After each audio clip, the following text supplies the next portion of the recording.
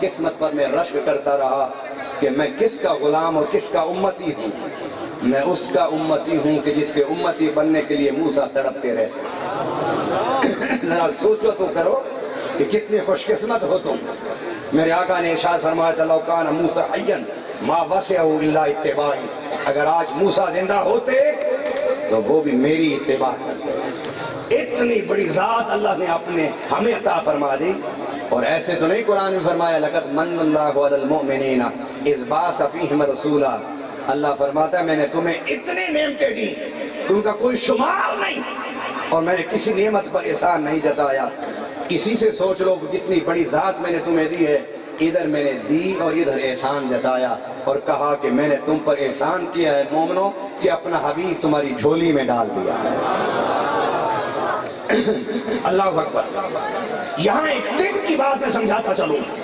انسان جب مر جاتا ہے اس کے جسم کی نشو و نما رک جاتی ہے مگر اس کے سر کے بال اور ہاتھوں اور پاؤں کے ناخن یہ بڑھتے رہتے ہیں. ان کا بڑھنا نہیں رکتا مرنے کے بعد بھی. میں جب مصر میں گیا وہاں پر عجائب گھر میں نے اس فرعون کو دیکھا کہ جس فرعون کے بارے میں قرآن نے کہا تھا کہ ہم تمہارے جسم کو قیامت تک کے لیے زندہ رکھیں گے اور بچا کے رکھیں گے محفوظ رکھیں گے.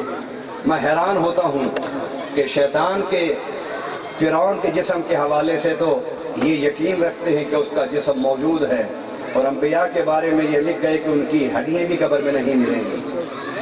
میں نہیں ایسی باتیں کرنا چاہتا.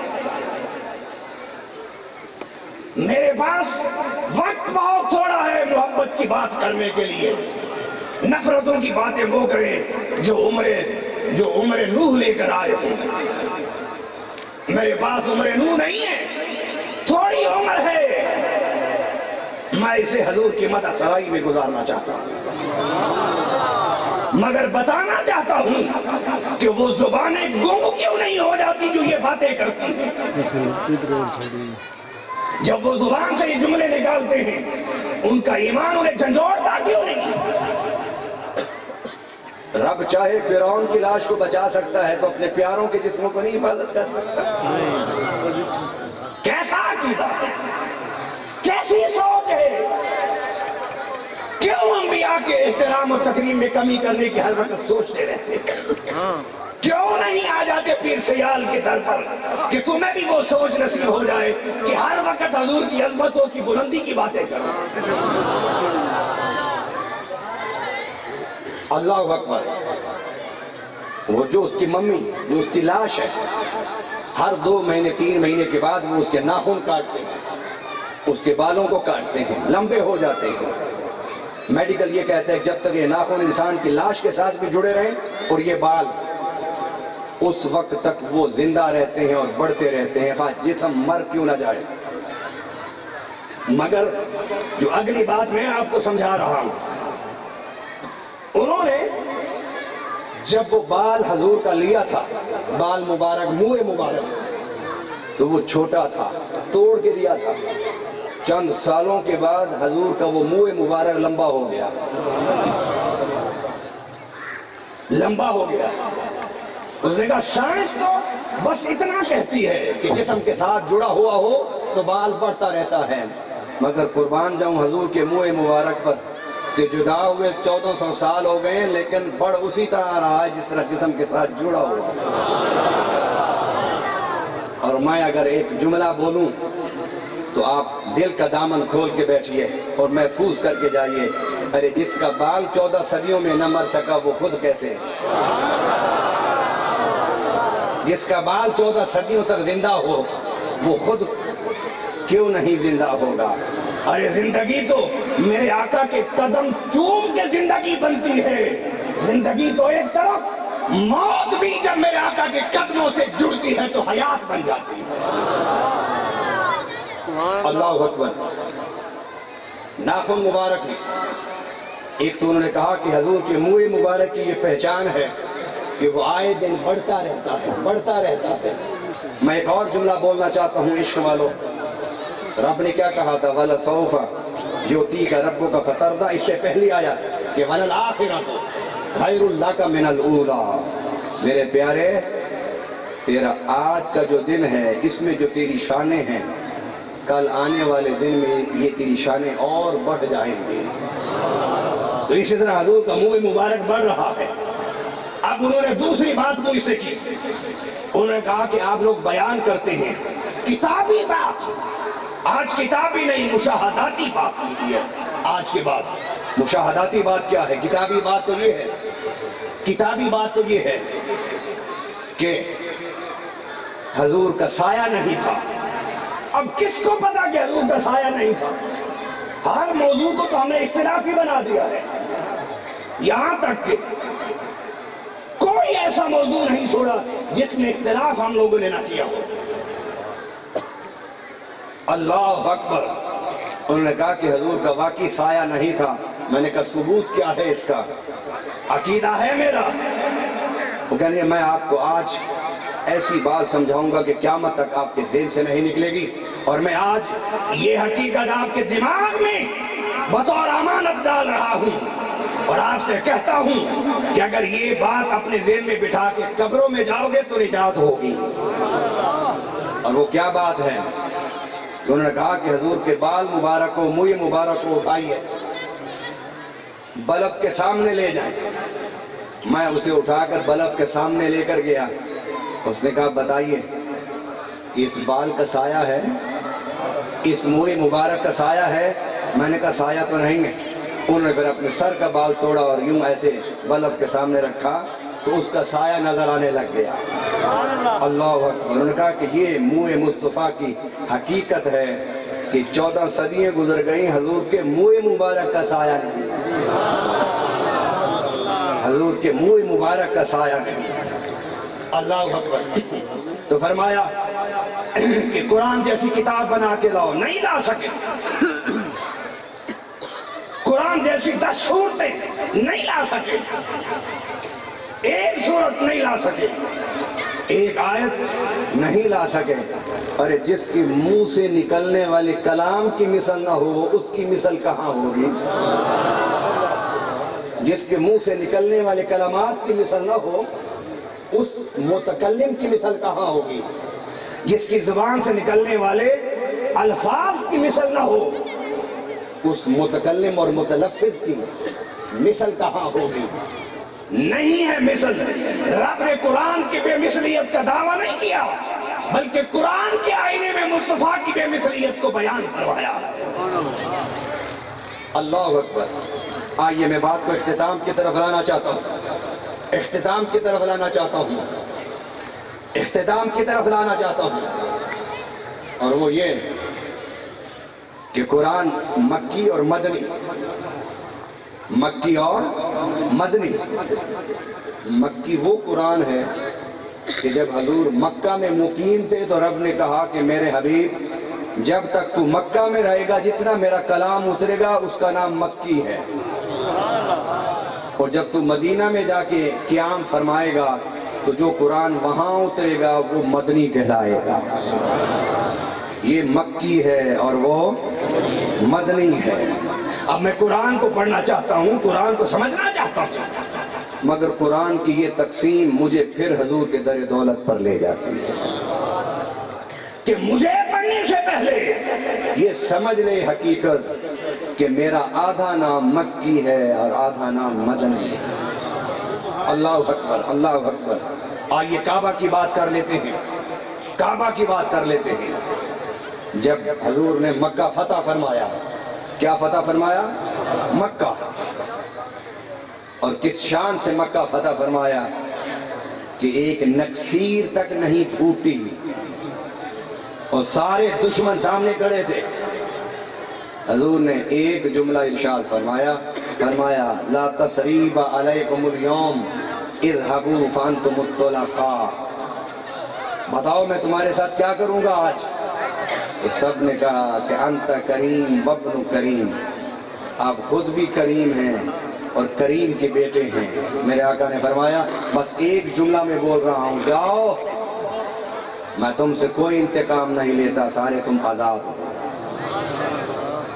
ارے میں نے ہٹلر کی فتوحات بھی دیکھی ہے، میں نے چنگیز خان کی الغار بھی دیکھی ہے، جہاں فتح کرتے تھے سروں کے مینار بنا دیتے تھے، اور حضور صلی اللہ علیہ وسلم نے جب مکہ فتح کیا تو وہ سردار جو ذبح اور قتل کرتے تھے صحابہ کو، حضور نے ان کے دل جیت لیے، انہوں نے اپنی آنکھیں حضور کے قدموں پر رکھ۔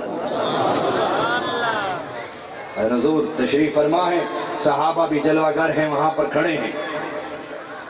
حضور کبھی دائیں دیکھتے ہیں، کبھی آگے، کبھی بائیں، کبھی پیچھے، سارے صحابہ کھڑے ہیں۔ وہ سمجھتے تھے کہ اذان کا وقت ہو گیا ہے، حضور تلاش کر رہے ہیں کہ اذان کون دے گا۔ اور بڑی اعزاز کی بات تھی نا، اذان کوئی عام اذان نہیں تھی، وہ اذان فتح تھی۔ کیا اذان تھی؟ اذان فتح تھی۔ اللہ اکبر، سارے صحابہ کھڑے ہیں۔ میرے آقا نے کافی دیر دیکھا، دیکھنے کے بعد پوچھا کہ میرا کالا بلال کدھر ہے؟ ارے تم نے 14ویں صدی بھی امامہ کو امریکہ کا صدر بنا کے بڑا فخر کرتے ہو کہ ہم نے کالوں کو اتنی عزت دی ہے، آج کی اس مہذب دنیا میں تم نے اس کو عزت دی۔ کیا عزت دی کہ امریکہ کا صدر بنا دیا؟ آؤ دیکھو تو صحیح کہ جب غلاموں سے نفرت کی جاتی تھی، میرے آقا نے اس وقت کسی ملک کا صدر نہیں بنایا، رب کے گھر کی چھت پر کھڑا کر دیا۔ فرمایا بلال ادھر آؤ۔ بلال کدھر ہے؟ کہا حضور بلال تو نہیں۔ فرمایا تلاش کرو بلال کو۔ جب تلاش کرنے کے لیے گئے تو دیکھا بلال بیت اللہ کے ایک کونے میں، حرم مکہ کے کونے میں لیٹے ہوئے سجدے میں، بیٹھے ہوئے سجدے میں، گرے ہوئے رو رہے ہیں، کہتے ہیں اللہ میری کہاں یہ قسمت کہ آج میں اذان فتح دوں گا۔ ابو بکر ہیں، عمر ہیں، عثمان ہیں، علی ہیں، طلحہ ہیں، زبیر ہیں، میں تو غلام ہوں، کالا ہوں، توتلا ہوں۔ میری تو اذان پر مدینہ والے یہ منافقین نے اعتراض کیا تھا اور میری اذان بند ہو گئی تھی ایک دن صبح کی۔ آج اذان فتح کے لیے مجھے، میری کہاں یہ قسمت؟ رو رہے ہیں، رب سے باتیں کر رہے ہیں۔ اللہ اکبر۔ صحابی نے کہا بلال اٹھو، تمہیں آقا نے بلایا ہے، بلند آواز سے۔ بلال اٹھ کے بھاگے۔ صحابہ نے پوچھا کیوں بھاگ کے جا رہے ہو؟ بلال نے جو ایمان افروز جملہ بولا یاد کیجئے۔ بلال نے کہا مجھے آقا نے جب بھی بلایا ہے جھولی بھر کے دینے کے لیے بلایا ہے، حضور کچھ عطا فرمانا چاہتے ہوں گے تو مجھے بلایا۔ ارے شہنشاہ اور گدا، شہنشاہ گدا کو جب بلاتا ہے کچھ دینے کے لیے بلاتا ہے۔ بلال گئے، میرے آقا نے فرمایا بیت اللہ کی چھت پر کھڑے ہو کے اذان دو۔ اب اذان دینے کے لیے بیت اللہ کی چھت پر کھڑے ہوئے، کانوں پر ہاتھ رکھے، ہاتھ رکھ کے اذان شروع کرنے لگے، چپ ہو گئے۔ میرے آقا نے دیکھا اور پوچھا بلال اذان نہیں دے رہے؟ عرض کرنے کہ حضور اذان تو دینا چاہتا ہوں، میری قسمت آج رشک کر رہی ہے اور میری قسمت پر ملائکہ بھی جھوم رہے ہیں، اذان تو دینا چاہتا ہوں لیکن حضور جب مدینہ میں آپ نے مجھے پہلی دفعہ اذان دینے کے لیے کھڑا کیا تھا تو فرمایا تھا منہ بیت اللہ کی طرف کر لو۔ میں نے منہ بیت اللہ کی طرف منہ کر کے اذان دی۔ بدر میں، احد میں، خندق میں، تبوک میں، حنین میں میں بیت اللہ کی طرف منہ کر کے اذانیں دیتا رہا۔ حضور آپ کے کرم نے مجھے بیت اللہ کی چھت پر کھڑا کر دیا، منہ کدھر کروں؟ منہ کدھر کروں؟ تو میرے آقا نے فرمایا بلال میری طرف منہ کر لو، میری طرف منہ کر لو۔ جب حضرت بلال کو میرے آقا یہ فرما رہے تھے، میرے امام اعلیٰ حضرت عظیم المرتبت مجدد میاتہ حاضرہ الشاہ امام احمد رضا کا فاضل بریلوی رضی اللہ تعالی عنہ نے جب اس حدیث کو سنا، آپ کا ایمان جھوما اور جھوم کے آپ نے فرمایا حاجیو آؤ۔ نہیں سمجھ آئی؟ اگر اس شعر کی سمجھ نہیں آتی تو پھر سنی کہلانا چھوڑ دو۔ حاجیو آؤ، شہنشاہ کا روزہ دیکھو۔ ارے کعبہ تو دیکھ چکے ہیں، اب کعبے کا کعبہ۔ میں تو حیران ہوتا ہوں کہ جو لوگ بیت اللہ کو دیکھ کے نماز پڑھنا جائز کہیں اور مصطفیٰ کے تصور سے نماز ٹوٹنے کے فتوے دیں، میں تو حیران ہوتا ہوں، میں تو غمزدہ بھی ہوتا ہوں، لیکن میں ان زخموں کو تازہ کرنے کے لیے نہیں آ رہا۔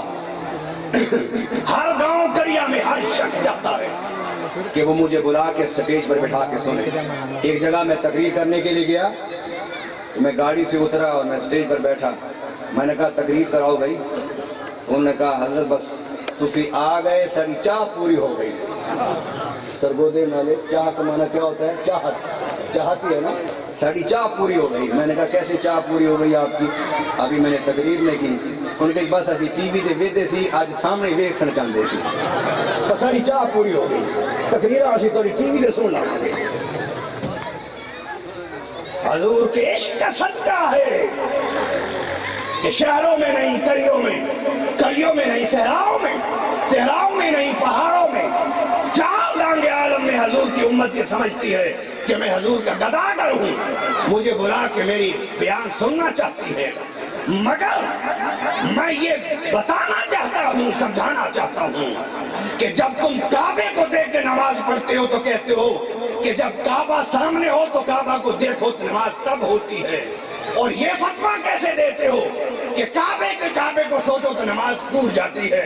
मैं आप फतवा दे के जा रहा हूँ, फतवा दे के जा रहा हूँ, मुकाबला नहीं करना चाहता, मुनाजरा नहीं। अपने इश्क के मुफ्ती को कहता हूँ फतवा दे, और मेरा इश्क का मुफ्ती फतवा दे रहा है। हमारी नमाज शुरू होती है कि जब हम काबे को सजदा करते हैं, मुकम्मल होती है जब गुंबद खजरा के सामने दिल झुका देते हैं।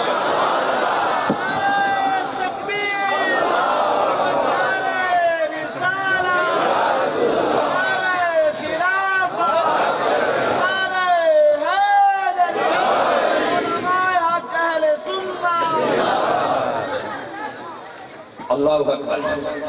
अरे काबा के सजदे तुम जायज कहते हो, और काबा के काबे का तसव्वुर तुम कहते हो कि नमाज टूट जाती है। नमाज कैसे टूटेगी?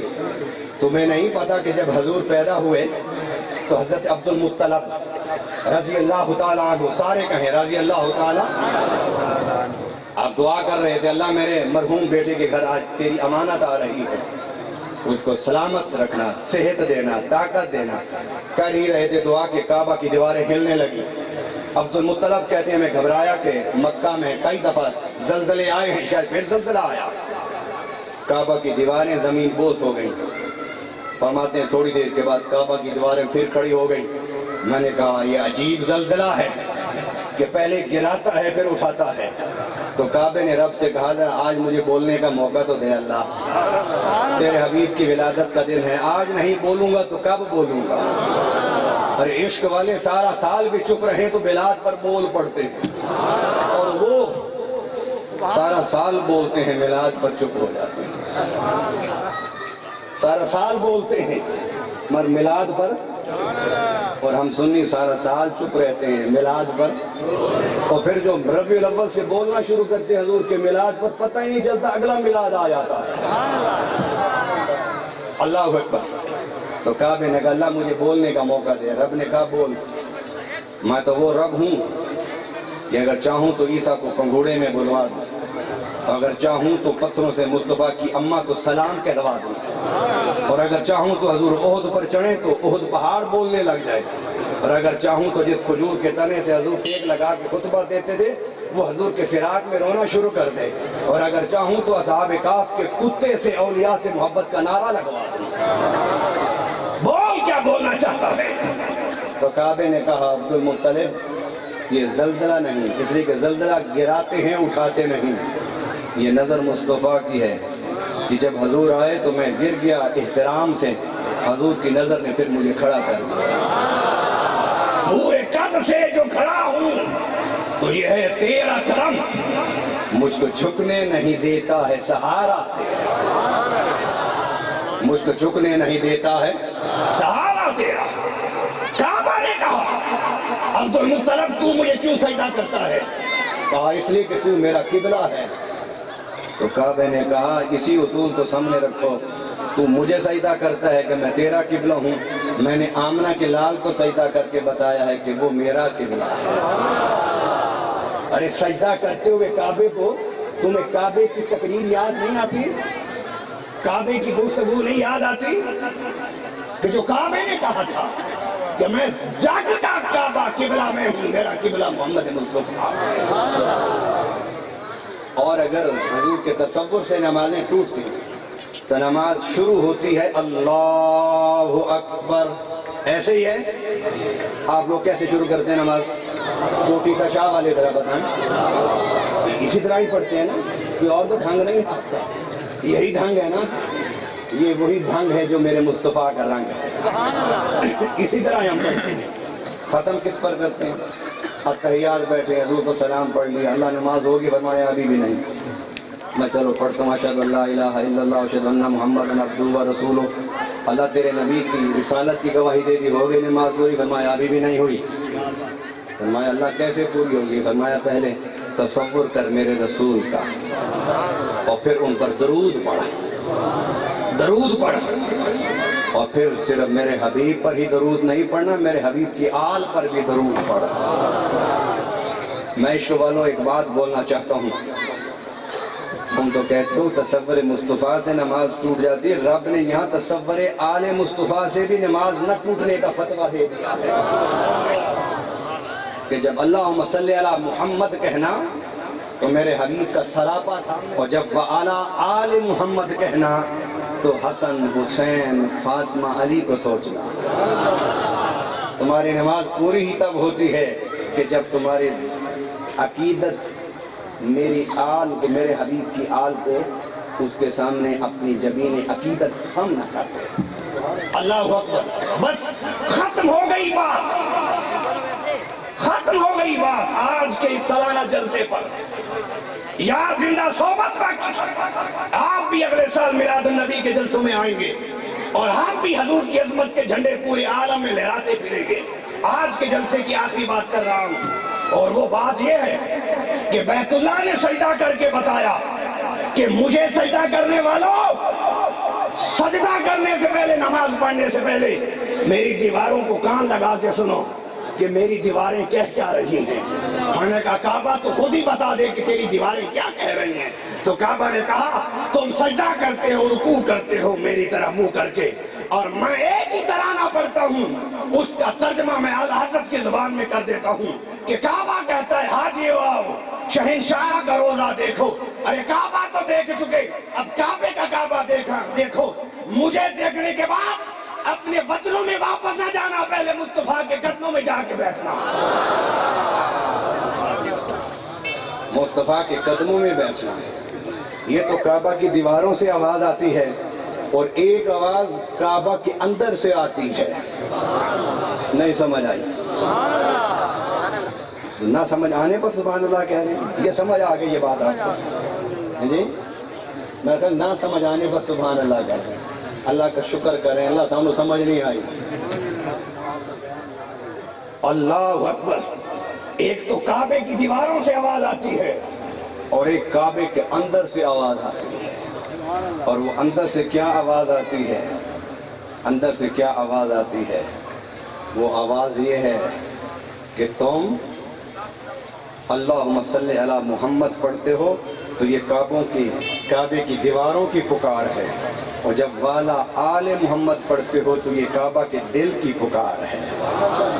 اس لیے کہ کعبہ کے دل میں ولادت ہوئی میرے علی کی، مولا کائنات کی۔ کعبہ سے دو یادیں وابستہ ہیں، دو میلادیں وابستہ ہیں کعبے سے۔ ایک ولادت مصطفیٰ کہ حضور کی ولادت پر اس نے سجدہ کیا، اور دوسری کعبے سے یاد وابستہ ہے مولا کائنات کی کہ کعبہ کے اندر علی کی ولادت ہوئی، ولادت ہوئی۔ ذرا سوچو تو صحیح، تم غور تو کرو ذرا کہ رب نے تمہارا قبلہ وہ بنایا جہاں دو میلادوں کا زیادہ موجود ہے۔ کہاں بھاگو گے میلاد سے؟ کیسے بھاگو گے؟ کعبے جس کو سجدہ کرتے ہو، اس کعبے کی دیوار حضور کے میلاد کا چرچا کر رہی ہے، اور کعبے کا دل علی کی میلاد کا چرچا کر رہا ہے۔ اللہ اکبر، اللہ اکبر۔ اور میں اس لیے سمجھا اس نقطے کو کہ اللہ تعالیٰ نے نماز میں محمد اور آل محمد پر جو درود کہا ہے وہ اس لیے ہے کہ یہ دونوں وظیفے کعبے کے وظیفے ہیں، کہ کعبہ جمعہ حضور کی ولادت پر، اور علی پیدا ہوئے قلب کعبہ میں۔ اس کعبہ کو جس کو تم بیت اللہ کہتے ہو، مجھے تو ایسے لگتا ہے کہ یہ بیت علی ہے، یہ بیت علی ہے۔ اللہ تعالی ہم سب کی حاضری اپنی بارگاہ میں قبول فرمائے۔ صلاۃ و سلام پڑھتے ہیں۔ یہ جو سوال آپ نے لکھا ہے، یہ آپ کے کون ہے خطیب اور عالم؟ حضرت جواب آپ بعد میں ان کو دے دیں گے. یہ تو بڑے وہ عام فہم مسائل ہیں کہ جو پیدا ہوتے ہی بالغ ہوتے ہی مسلمان کو پتہ ہونا چاہیے. انشاءاللہ تعالی اللہ تعالی ہم سب کی حاضری اپنی بارگاہ میں قبول فرمائے. آپ کے جو علاقے کے علماء ہیں ان سے فیض حاصل کیا کریں, ان کے قدموں میں جا کے بیٹھا کریں, ان کے پاس دین سیکھا کریں بیٹھ کر. یہ سارے مسائل یہ جانتے ہیں. صرف وہ کلو جدید لذیذ والی بات ہے کہ ہم کبھی کبھی آتے ہیں اس لیے آپ لوگ زیادہ توجہ سے سن لیتے ہیں. یہ ہر وقت آپ کے پاس ہوتے ہیں, آپ ان کو زیادہ قابل توجہ نہیں سمجھتے, ورنہ علم اور عمل کی کمی یہاں بھی کچھ نہیں ہے, کم نہیں ہے. اللہ تعالی ہم سب کی حاضری اپنی بارگاہ میں قبول فرمائے. صلاۃ و سلام پڑھیے ادب سے, اس کے بعد دعا. اور میں اس کا ترجمہ ذوق سے کرتا ہوں. میرا کوئی مسلک نہیں ہے, میرا کوئی فرقہ نہیں ہے. میرا مسلک, میرا مذہب, میرا دین حضور کی محبت ہے, حضور کی غلامی ہے, حضور کا عشق ہے, حضور کی اتباع ہے. اللہ اکبر. جبرائیل نے تو یہ کہا کہ نہ جنت کی کلیوں میں دیکھا, مزہ جو محمد کی تلیوں میں دیکھا.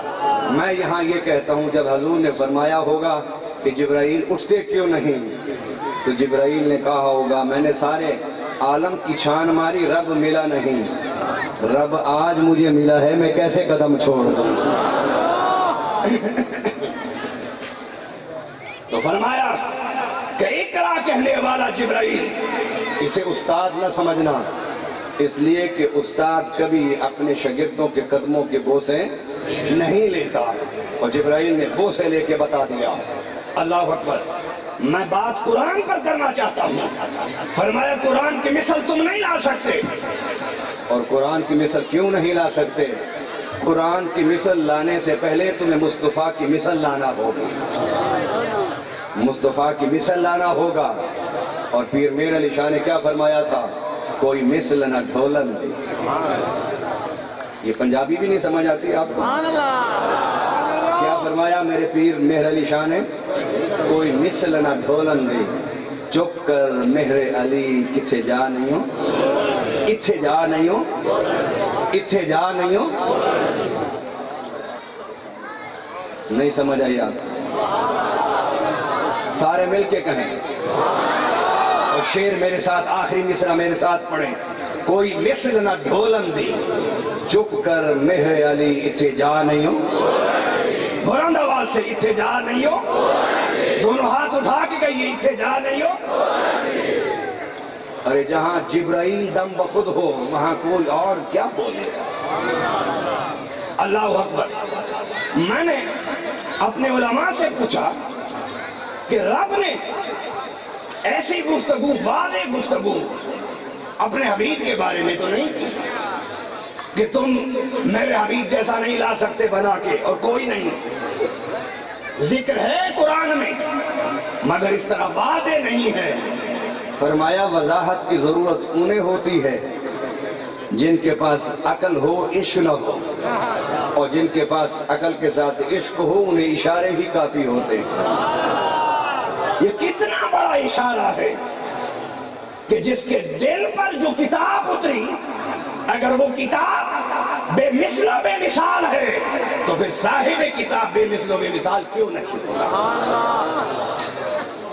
جس پر کتاب اتری, اگر میری کتاب آپ پڑھ کے اشش کر اٹھیں اور کہیں کہ جی بڑا علم ہے, بڑا علم ہے, بڑی تحقیق ہے, تو اگر میری تحقیق بڑی ہے تو میں تو پھر چھوٹا نہ ہوا نا, تو میں بھی تو بڑا ہی ہوا پھر. اگر میرا علم بڑا ہے میں بڑا ہوں, میرا فضل بڑا ہے میں بڑا ہوں. اللہ اکبر. فرمایا کہ میں تمہیں سمجھا رہا ہوں کہ وہ کتاب جس میں شریعت بھی ہے, طریقت بھی ہے, سائنس بھی ہے, ٹیکنالوجی بھی ہے, ارضیات بھی ہے, فلکیات بھی ہے, شمسیات بھی ہے, قمریات بھی ہے, رب کے سارے علوم جو آج تک دریافت ہو چکے ہیں وہ بھی, اور قیامت تک آنے والے سارے علوم جسے انسان صدیوں بعد سمجھے گا, وہ سارے علم میں نے قرآن میں رکھ کے اعلان کیا ہے الیوم اکملت لکم دینکم واتممت علیکم نعمتی ورضیت لکم الاسلام دینا. کہ اس کتاب کے بعد اب تمہیں کسی کتاب کی ضرورت نہیں. اتنی شان والی کتاب جو میں نے تمہیں دی ہے وہ بے مثل و بے مثال ہے، تو جس پیغمبر پر یہ کتاب اتری اس کی مثل کیوں تلاش کرتے پھر رہے ہو؟ اور عشق والوں نے یہاں یہ بھی لکھا کہ تم حضور کی مثل تلاش کرتے ہو۔ مثل کا معنی کیا ہوتا ہے؟ حضور کا ثانی، وہ مثل ہوگا نا۔ میرا بیٹا جب ٹیلی فون پر احباب سے گفتگو کرتا ہے تو وہ نہیں پہچان پاتے اور وہ ساری گفتگو کر جاتے ہیں اس سے۔ میں نے کہا بیٹا آپ نے بتانا تھا نا کہ میں حسین ان کا بیٹا بول رہا ہوں۔ کہتے ابو انہوں نے مہلت ہی نہیں دی، وہ سلام کے بعد شروع جو ہوئے عقیدت، محبت، احترام، جذبہ اتنا ان کا تھا کہ میری بات ہی نہیں سنی۔ تو میں نے بھی پھر کہا بھی چپ کر جاؤ، اس بیچارے کا جو گمان ہے، جو پیار ہے، وہ میں کیوں توڑوں کہ وہ یہ کہے کہ میں ان سے بات نہیں کر رہا، بیٹے سے بات کر رہا ہوں۔ میں نے کہا بیٹا پھر آپ نے جواب صحیح دیے؟ کہنے لگا ابو میں جواب صحیح دے لیتا ہوں، مجھے پتہ ہے کہ آپ کیا سوچتے ہیں اور کیا کہتے ہیں۔ بے شمار دفعہ ایسے ہوتا ہے۔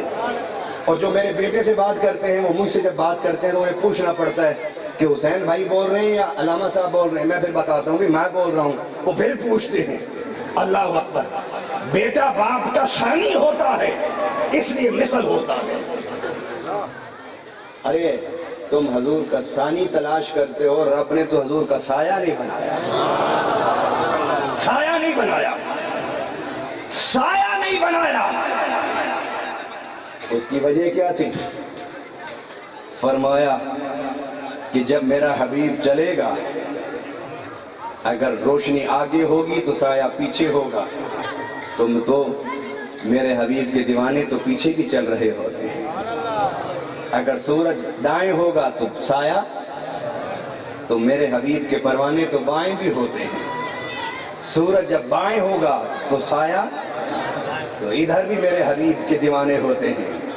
اور حضور کا یہ طریقہ تھا کہ آپ سب سے آگے نہیں چلتے تھے، آگے اپنے غلاموں کو چلاتے تھے، فرماتے تھے تم آگے چلو۔ اور حضور کی یہ سنت ہے، یہ طریقہ ہے۔ فرمایا کہ جب سورج پیچھے ہوتا تو سایہ آگے ہوتا۔ اللہ کو یہ گوارا نہیں کہ میرا حبیب کا سایہ زمین پر گرے اور اس پر دوسرے لوگوں کے پاؤں آ جائیں، رب کو گوارا نہیں تھا۔ اور دوسری وجہ یہ کہ سایہ انسان کے ساتھ ساتھ ہوتا ہے، وہ گند پر بھی چلتا ہے تو سایہ گند پر گرتا ہے، وہ اچھی جگہ چلے تو سایہ اچھی جگہ پر، وہ مسجد میں ہو تو سایہ مسجد میں، وہ باتھ روم میں ہو تو سایہ باتھ روم میں۔ فرمایا تمہیں نہیں پتا میرے حبیب کے ادب کا کہ میں نہیں چاہتا کہ اس کا سایہ غیر مناسب جگہوں پر گرتا رہے، اس لیے فرمایا کہ میں نے اس کا سایہ مٹا دیا۔ میں نے سایہ نہیں پیدا کیا، اس کا نہیں پیدا کیا تاکہ کوئی انسان میرے حبیب کے سائے پر پاؤں نہ رکھ سکے، کوئی پیٹھ نہ کر سکے، اور میرا حبیب کا سایہ گلیوں بازاروں میں کوچوں میں نیچے نہ گرتا پھرے۔ میری غیرت یہ گوارا نہیں کرتی، اس لیے میں نے سایہ نہیں بنایا۔ اور سایہ نہ بنانے کی وجہ یہ بھی ہے کہ سائے میں انسان کا عکس نظر آتا ہے۔ عکس نظر آتا ہے یا نہیں آتا نظر؟ تو فرمایا کہ جب عکس سائے میں نظر آئے گا تو لوگ کہیں گے کہ مصطفیٰ کا ثانی ہو گیا۔ تو میں ثانی نہیں پیدا کرنا چاہتا، اس لیے سایہ نہیں پیدا کیا۔ ارے جس کا سایہ رب نے نہ پیدا کیا ہو اس کا ثانی کہاں سے ہوگا؟ اور آج میں یہ بات حضرت پیر صاحب کے توسل سے اور کوٹی سا شاہ کے اس عظیم الشان کانفرنس میں ایک ذمہ داری کے ساتھ کہہ رہا ہوں کہ حضور کے تبرکات پر بعض لوگ بات کرتے ہیں، بعض لوگ خاموش ہو جاتے ہیں، بات نہیں کرتے، سمجھ نہیں آتی کہ یہ جو بال مبارک ہوگا یہ حضور کا کیسے ہے، نہیں سمجھ آتی نا کہ یہ جو بال مبارک لوگوں نے سنبھالے ہوئے ہیں یہ پتہ نہیں حضور کے ہیں بھی صحیح ہے نہیں۔ بڑے بڑے علماء اس مخمصے میں ہوتے ہیں، مگر کچھ عرصہ پہلے اللہ نے مجھے ایسے لگتا ہے کہ اس مخمصے سے نکالنے کے لیے میرے ذہن میں کچھ ایسے مشاہدات ڈالے جو میں آپ کو سنانا چاہتا ہوں، اور انشاءاللہ تعالیٰ ان مشاہدات کی وجہ سے آپ کے ایمان میں اضافہ ہوگا، اور اتنا اضافہ ہوگا کہ آپ کا ایمان خدا کے عرش کو جا کے چومے گا۔ حضرت انس رضی اللہ تعالیٰ عنہ سے روایت ہے، آپ فرماتے کہ حضور صلی اللہ علیہ وسلم نے ایک دفعہ حلق فرمایا. کیا فرمایا؟ حلق کا معنی ہوتا ہے سر مڑوانا اور قصر کا معنی ہوتا ہے بال کٹوانا، چھوٹے کرانا. حضور نے حلق فرمایا، سارے بال سر کے اتار دیے. سارے اتار کر حضور نے وہ بال حضرت انس کی گود میں ڈال دیے. میں انس میں تمہیں تحفہ دیتا ہوں. حضرت انس وہ لے آئے گھر میں. جب صحابہ کو پتہ چلا تو انہوں نے تبرک مانگنا شروع کر دیا. قربان جاؤں، جس کے بال تبرک ہوں وہ ذات خود کتنی بڑی تبرک ہو. انس فرماتے میں تقسیم کرتا رہا تو میرے پاس چند بال بچ گئے. آپ کے خاندان میں سے ایک خاندان خلیجی ریاستوں میں آباد ہیں، وہاں رہتے ہیں. انہوں نے ایک پاکستانی کو، بہت بڑے وہ عالم ہیں، فقیر ہیں، ان کو تحفے میں دیا اور وہ پاکستان لے آئے. مجھے ایک واسطے سے یہ خبر پہنچی. یقین جانیے کہ جب میں نے یہ خبر سنی تو ساری رات میں سو نہ سکا اور میرا ایمان حضور کی عظمت کے ارد گرد طواف کرتا رہا اور اپنی قسمت پر میں رشک کرتا رہا کہ میں کس کا غلام اور کس کا امتی ہوں. میں اس کا امتی ہوں کہ جس کے امتی بننے کے لیے موسیٰ تڑپتے رہتے. ذرا سوچو تو کرو کہ کتنے خوش قسمت ہو تم. میرے آقا نے ارشاد فرمایا لو کان موسیٰ حیا ما وسعہ الا اتباعی. اگر آج موسیٰ زندہ ہوتے تو وہ بھی میری اتباع کرتے. اتنی بڑی ذات اللہ نے اپنے ہمیں عطا فرما دی. اور ایسے تو نہیں قرآن میں فرمایا لقد من اللہ علی المؤمنین اذ بعث فیہم رسولا. اللہ فرماتا ہے میں نے تمہیں اتنی نعمتیں دی ان کا کوئی شمار نہیں اور میں نے کسی نعمت پر احسان نہیں جتایا. اسی سے سوچ لو کہ کتنی بڑی ذات میں نے تمہیں دی ہے. ادھر میں نے دی اور ادھر احسان جتایا اور کہا کہ میں نے تم پر احسان کیا ہے مومنو کہ اپنا حبیب تمہاری جھولی میں ڈال دیا ہے. اللہ اکبر. یہاں ایک دن کی بات میں سمجھاتا چلوں. انسان جب مر جاتا ہے اس کے جسم کی نشو و نما رک جاتی ہے مگر اس کے سر کے بال اور ہاتھوں اور پاؤں کے ناخن یہ بڑھتے رہتے ہیں. ان کا بڑھنا نہیں رکتا مرنے کے بعد بھی. میں جب مصر میں گیا وہاں پر عجائب گھر میں نے اس فرعون کو دیکھا کہ جس فرعون کے بارے میں قرآن نے کہا تھا کہ ہم تمہارے جسم کو قیامت تک کے لیے زندہ رکھیں گے اور بچا کے رکھیں گے، محفوظ رکھیں گے. میں حیران ہوتا ہوں کہ شیطان کے فرعون کے جسم کے حوالے سے تو یہ یقین رکھتے ہیں کہ اس کا جسم موجود ہے اور انبیاء کے بارے میں یہ لکھ گئے کہ ان کی ہڈیاں بھی قبر میں نہیں ملیں گی. میں نہیں ایسی باتیں کرنا چاہتا.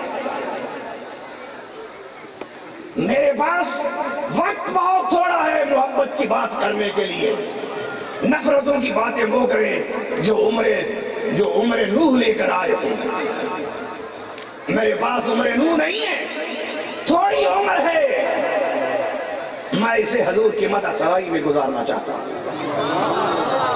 مگر بتانا چاہتا ہوں کہ وہ زبانیں گم کیوں نہیں ہو جاتی جو یہ باتیں کرتی ہیں. جب وہ زبان سے یہ جملے نکالتے ہیں ان کا ایمان انہیں جھنجھوڑتا کیوں نہیں؟ رب چاہے فرعون کی لاش کو بچا سکتا ہے تو اپنے پیاروں کے جسموں کو نہیں حفاظت کر سکتا؟ کیسا عقیدہ، کیسی سوچ ہے؟ کیوں انبیاء کے احترام اور تکریم میں کمی کرنے کی ہر وقت سوچتے رہتے ہیں؟ کیوں نہیں آ جاتے پیر سیال کے در پر کہ تمہیں بھی وہ سوچ نصیب ہو جائے کہ ہر وقت حضور کی عظمتوں کی بلندی کی باتیں کرو؟ اللہ اکبر.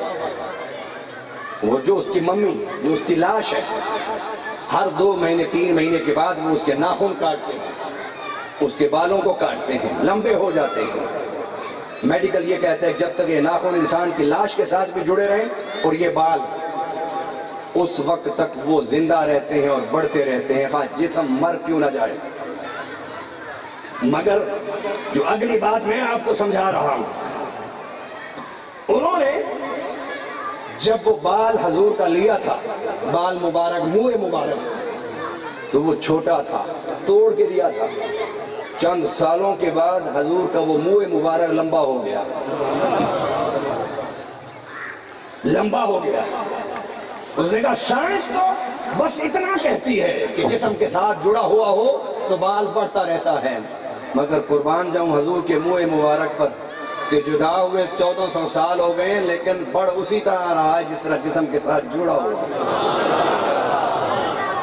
اور میں اگر ایک جملہ بولوں تو آپ دل کا دامن کھول کے بیٹھیے اور محفوظ کر کے جائیے، ارے جس کا بال 14 صدیوں میں نہ مر سکا وہ خود کیسے؟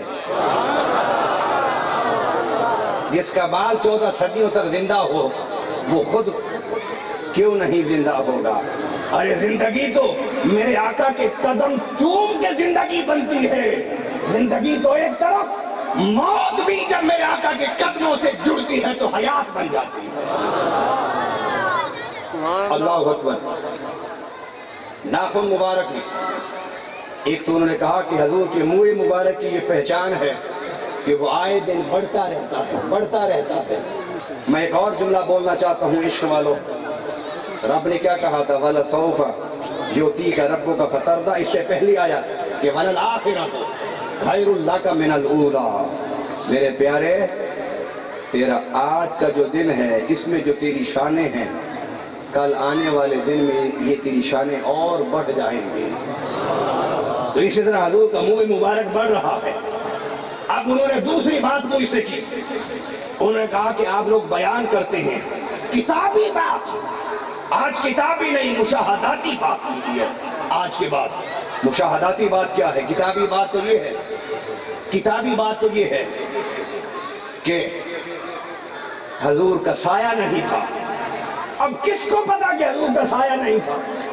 ہر موضوع کو تو ہم نے اختلافی بنا دیا ہے، یہاں تک کہ کوئی ایسا موضوع نہیں چھوڑا جس میں اختلاف ہم لوگوں نے نہ کیا ہو۔ انہوں نے کہا کہ حضور کا واقعی سایہ نہیں تھا۔ میں نے کہا ثبوت کیا ہے اس کا؟ عقیدہ ہے میرا۔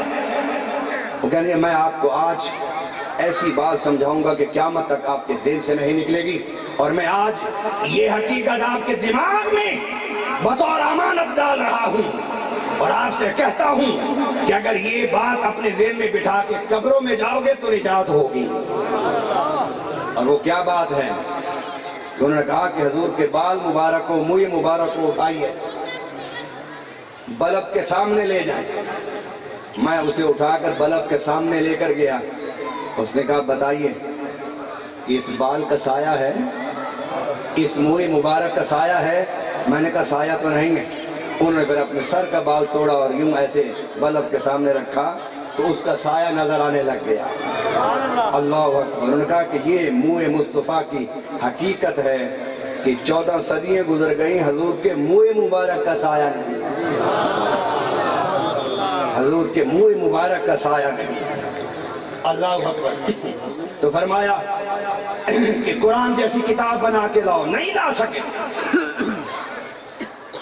قرآن جیسی 10 صورتیں نہیں لا سکے، ایک صورت نہیں لا سکے، ایک آیت نہیں لا سکے۔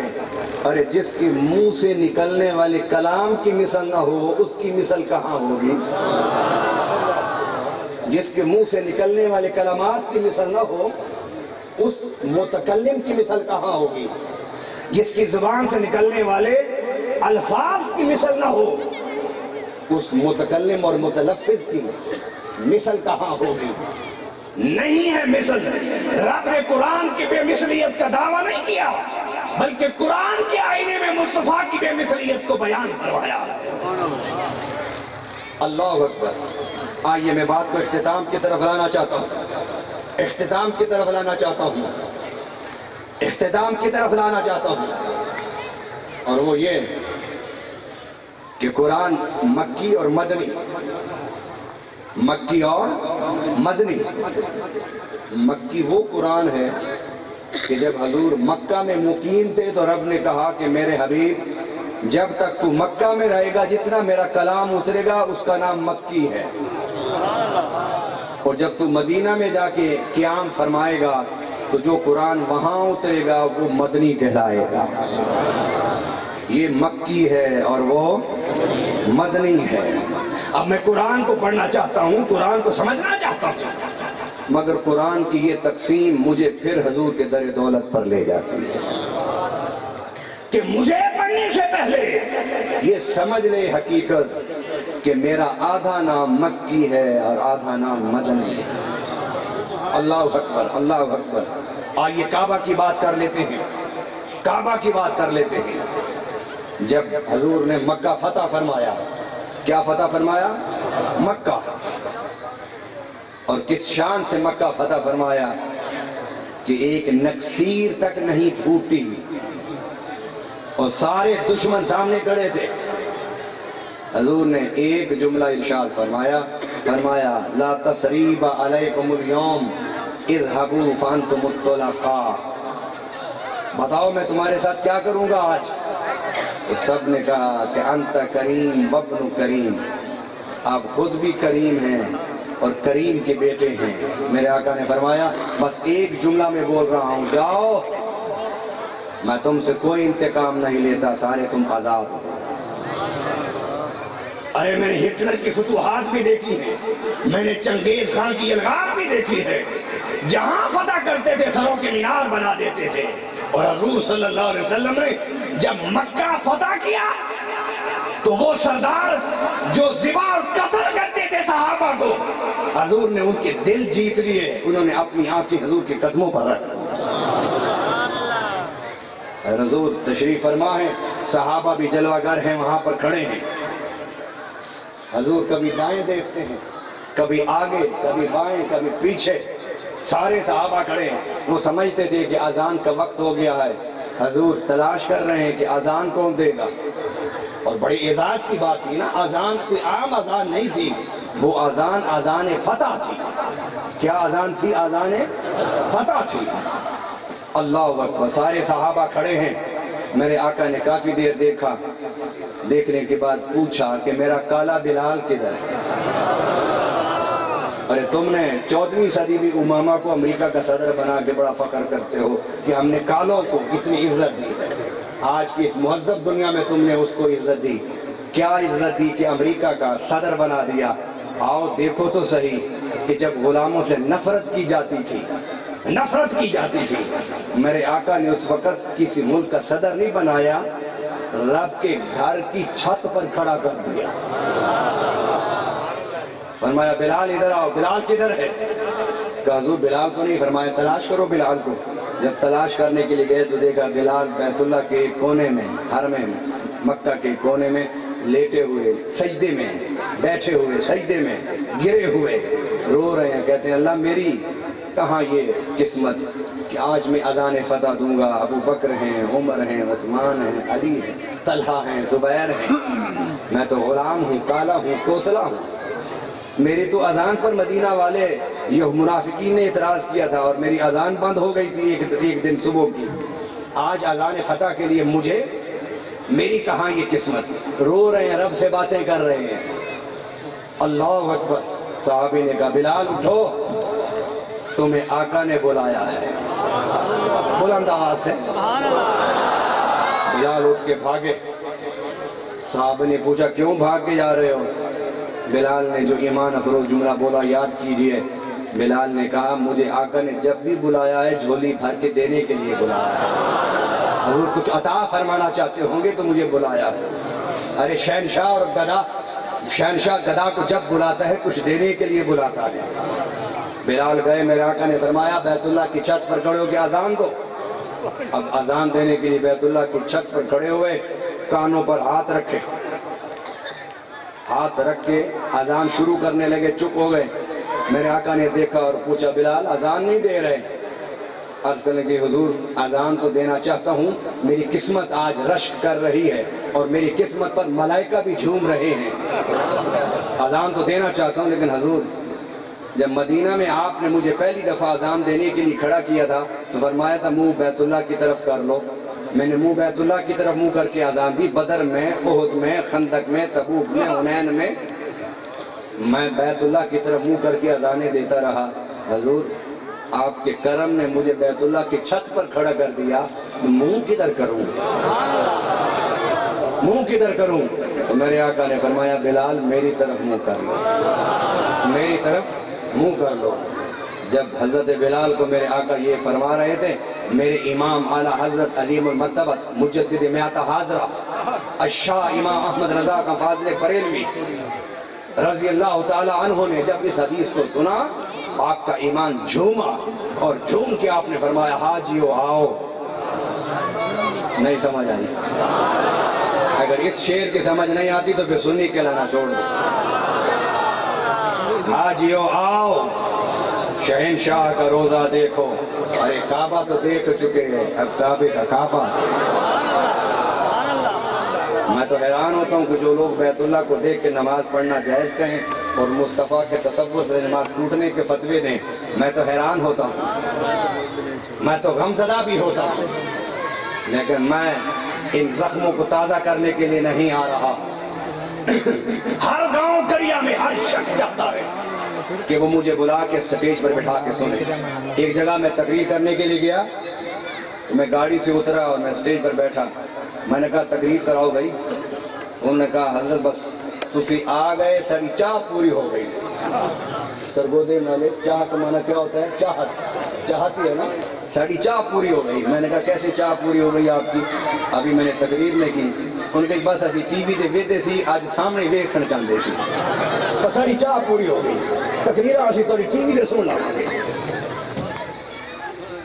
حضور کے عشق کا صدقہ ہے کہ شہروں میں نہیں کریوں میں، کریوں میں نہیں صحراؤں میں، صحراؤں میں نہیں پہاڑوں میں، چار دانگ عالم میں حضور کی امت یہ سمجھتی ہے کہ میں حضور کا گداگر ہوں. مجھے بلا کے میری بیان سننا چاہتی ہے، مگر میں یہ بتانا چاہتا ہوں، سمجھانا چاہتا ہوں کہ جب تم کعبے کو دیکھ کے نماز پڑھتے ہو تو کہتے ہو کہ جب کعبہ سامنے ہو تو کعبہ کو دیکھو تو نماز تب ہوتی ہے. اور یہ فتویٰ کیسے دیتے ہو کہ کعبے کو سوچو تو نماز ٹوٹ جاتی ہے. میں آپ فتویٰ دے کے جا رہا ہوں، فتویٰ دے کے جا رہا ہوں.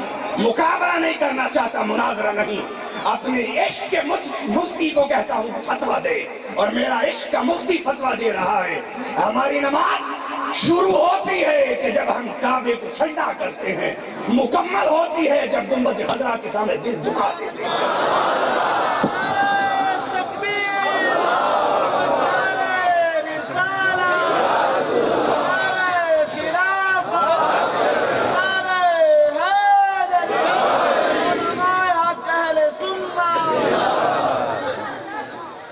اللہ اکبر. ارے کعبہ کے سجدے تم جائز کہتے ہو اور کعبے کا تصور تم کہتے ہو کہ نماز ٹوٹ جاتی ہے. نماز کیسے ٹوٹے گی؟ تمہیں نہیں پتا کہ جب حضور پیدا ہوئے تو حضرت عبد المطلب رضی اللہ تعالیٰ عنہ، سارے کہیں رضی اللہ تعالیٰ، آپ دعا کر رہے تھے اللہ میرے مرحوم بیٹے کے گھر آج تیری امانت آ رہی ہے، اس کو سلامت رکھنا، صحت دینا، طاقت دینا. کر ہی رہے تھے دعا کہ کعبہ کی دیواریں ہلنے لگی. عبد المطلب کہتے ہیں میں گھبرایا کہ مکہ میں کئی دفعہ زلزلے آئے ہیں، شاید پھر زلزلہ آیا. کعبہ کی دیواریں زمین بوس ہو گئیں. فرماتے ہیں تھوڑی دیر کے بعد کعبہ کی دیواریں پھر کھڑی ہو گئیں.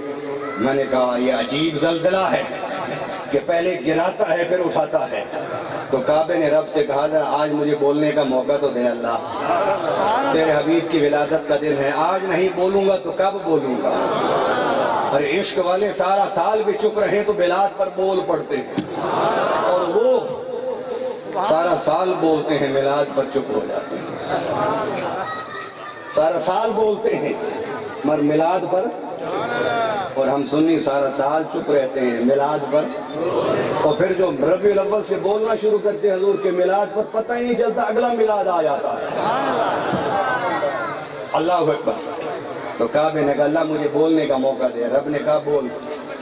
میں تو وہ رب ہوں کہ اگر چاہوں تو عیسیٰ کو پنگھوڑے میں بلوا دوں، اگر چاہوں تو پتھروں سے مصطفیٰ کی اماں کو سلام کہلوا دوں، اور اگر چاہوں تو حضور احد پر چڑھیں تو احد پہاڑ بولنے لگ جائے، اور اگر چاہوں تو جس کھجور کے تنے سے حضور ٹیک لگا کے خطبہ دیتے تھے وہ حضور کے فراق میں رونا شروع کر دے، اور اگر چاہوں تو اصحاب کہف کے کتے سے اولیاء سے محبت کا نعرہ لگوا دوں.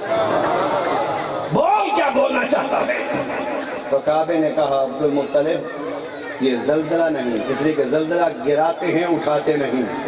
یہ نظر مصطفیٰ کی ہے کہ جب حضور آئے تو میں گر گیا احترام سے، حضور کی نظر نے پھر مجھے کھڑا کر دیا۔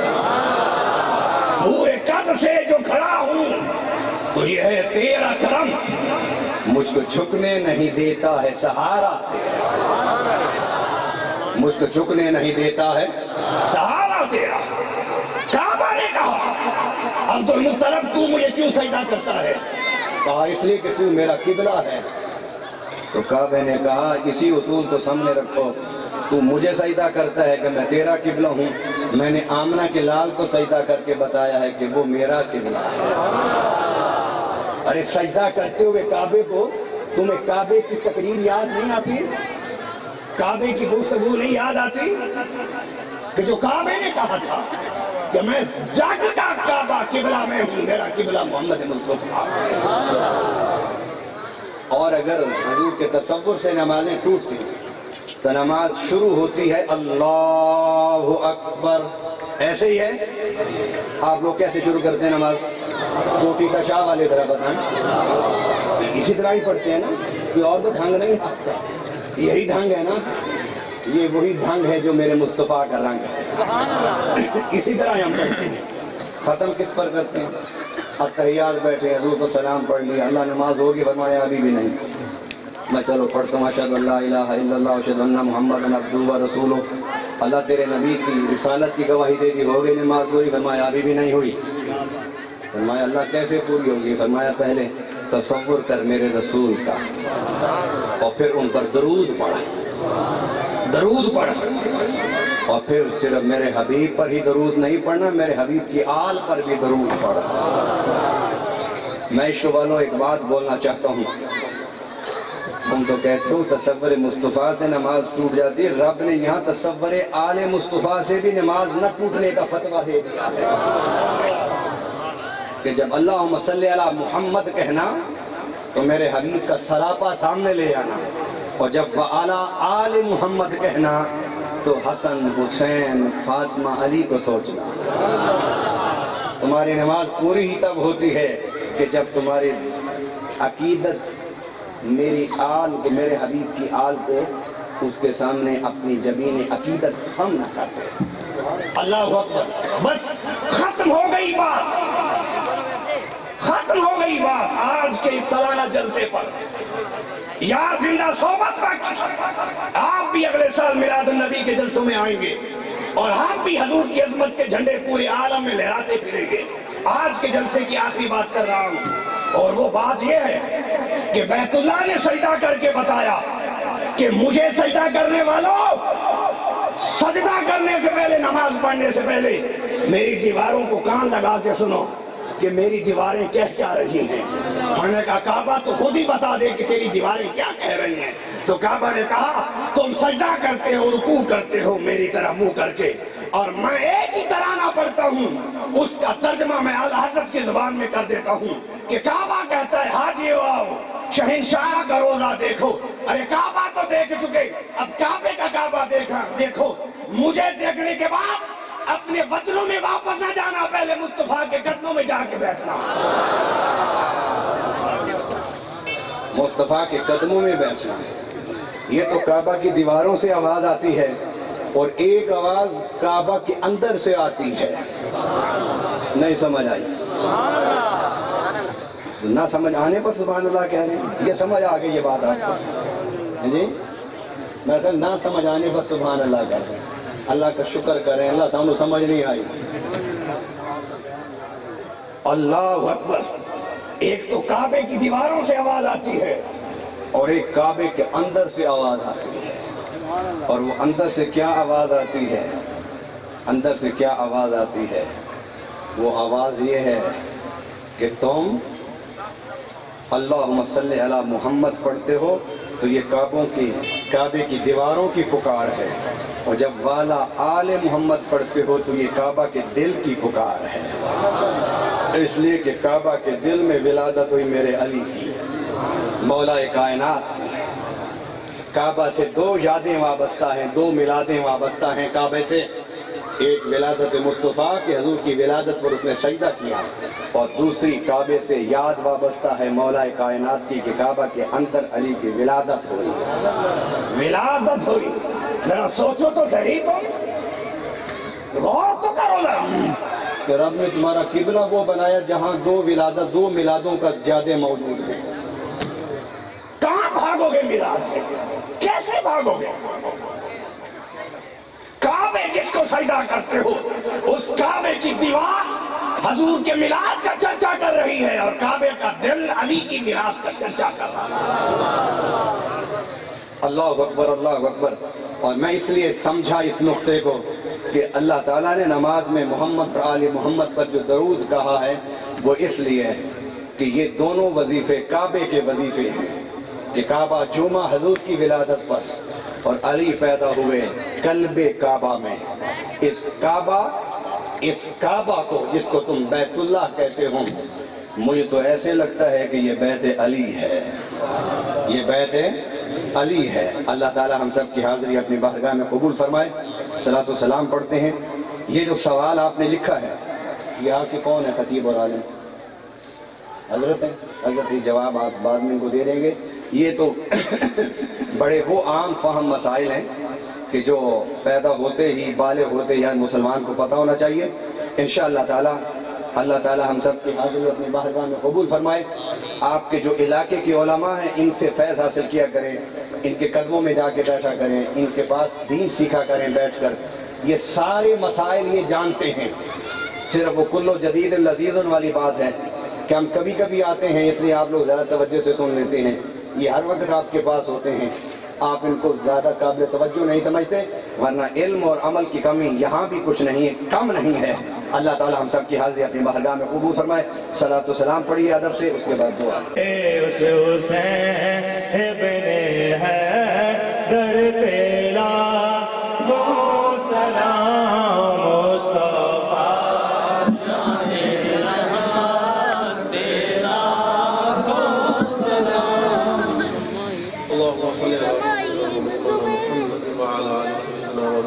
کریم آقا صلی اللہ علیہ وآلہ وسلم نے ذکر صدقہ سب نو کریم آقا صلی اللہ علیہ وسلم عشق عطا فرما، حضور کی محبت عطا فرما، حضور کی غلامی عطا فرما، میرے کریم آقا دی اہل بیت ادب عطا فرما، آپ نے اصحاب اخیار ادب عطا فرما، آپ نے ازواج مطہرات ادب عطا فرما، اولیاء کاملین ادب عطا فرما۔ یا اللہ اس محفل دی برکت نال اس علاقے سے اپنی رحمتہ نزول فرما۔ یا اللہ سب کے دلوں میں نبی کریم صلی اللہ علیہ وآلہ وسلم کی محبت وال منور و معطر فرما۔ یا اللہ جملہ اراکین محفل نے، جملہ ممبران نے، اہل علاقہ نے جس طرح خوبصورت محفل سجائی ہے، محبوب کریم صلی اللہ علیہ وسلم نے میلاد کو آج منایا ہے، میرے کریم آقا ذکر صدقہ اور حضور میلاد